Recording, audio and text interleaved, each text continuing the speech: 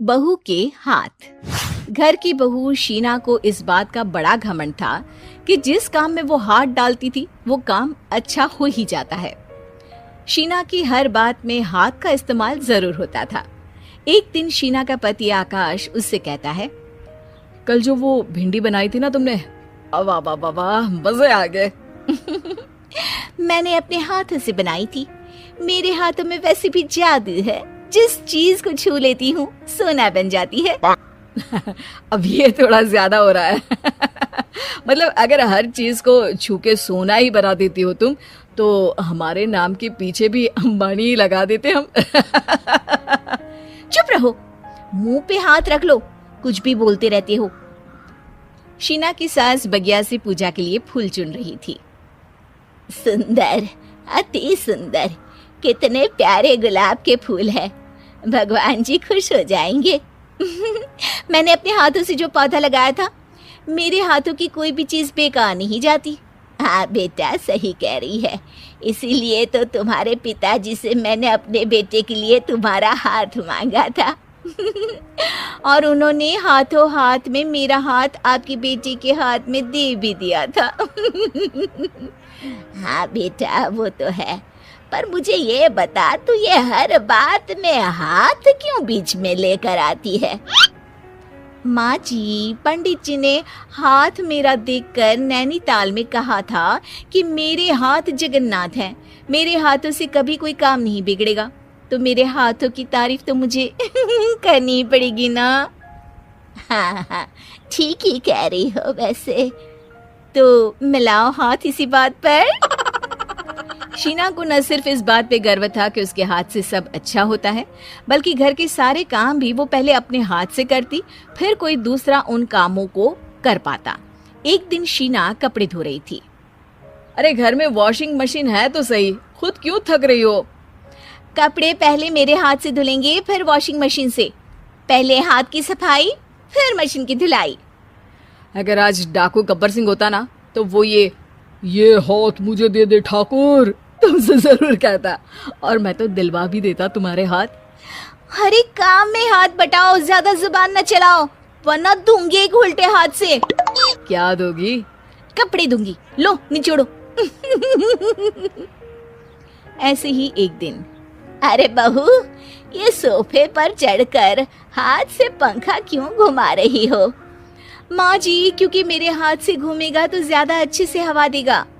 अरे बेटा, फिर तो तुम गाड़ी का पहिया भी हाथ से घुमा के मायके जाया करो। एक बार आकाश ने घर पर कार लाने की बात छेड़ी। माँ, सोच रहा हूँ कि एक कार लेकर आता हूँ। ले ले बेटा, क्यों नहीं? अरे पैसे हो तो हवाई जहाज भी ले लेना। हाँ, पैसा तो हाथ का मेल है, ले लेते हैं। इस हाथ पैसे देंगी, उस हाथ कार ले लेंगी। मुझे तो लगता है कि बहू कार भी अपने हाथों से धक्का लगाकर घर लाएगी। वो तो नहीं करूंगी, लेकिन सबसे पहले स्टीयरिंग पर हाथ मैं ही लगाऊंगी, ताकि गाड़ी का आना शुभ हो। अरे घर ले आने तो दो, फिर हाथ लगा लेना। लेकिन शीना नहीं मानती। अगले दिन ही सब कार लेने जाते हैं। शीना सेल्समैन से कहती है, भैया ये कार बहुत पसंद है, पैक कर दो। अरे ओ भाग्यवान, 2 मीटर कपड़ा नहीं है जो पैक करवा ले, जरा चला कर तो देखने दो। यस सर, बिल्कुल, टेस्ट ड्राइव कीजिए ना। अरे नहीं नहीं, सबसे पहले मैं हाथ लगाऊंगी गाड़ी को, मेरे हाथ अच्छे हैं। अरे यार, हाथ तो मैं भी धोता ही हूँ, और आजकल तो सैनिटाइजर से भी धोता हूँ। मेरे काम में हाथ ना अड़ाओ। अरे टांग ना अड़ा होता है भाग्यवान, हाथ नहीं। शीना ड्राइविंग सीट पर बैठ जाती है और आकाश उसे गाड़ी के फंक्शन समझाता है।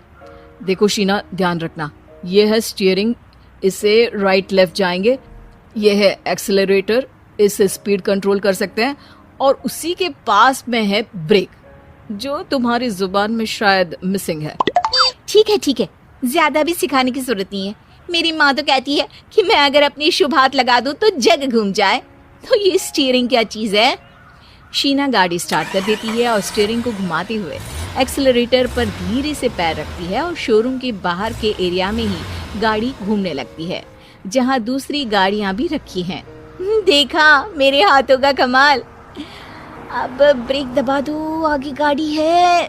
शीना आगे गाड़ी देखकर घबरा जाती है और पाँव गलती से एक्सीलरेटर पर पड़ जाता है। कार आगे खड़ी एक बड़ी गाड़ी में घुस जाती है। दोनों कार से उतरते हैं। सेल्समैन भागते हुए आता है। अरे 7 लाख की गाड़ी खरीदने आए थे और 15 लाख की गाड़ी ठोक दी। Oh my God. आकाश की माँ, आकाश और शीना घबरा जाते हैं। इतना सारा पैसा कहाँ से आएगा? तभी वहाँ मैनेजर भी आ जाता है। पूरा माजरा समझता है। अरे टेंशन मत लीजिए, गाड़ियों का इंश्योरेंस था, आप जो कार लेने आए थे वही खरीद लीजिए। पर मैडम, जब तक आप सीख ना ले तब तक गाड़ी मत चलाइएगा। अभी तो आपने गाड़ी बस ठोकी है, जिसका बीमा भी था, लेकिन सड़क पे चलते हर इंसान का बीमा नहीं होता।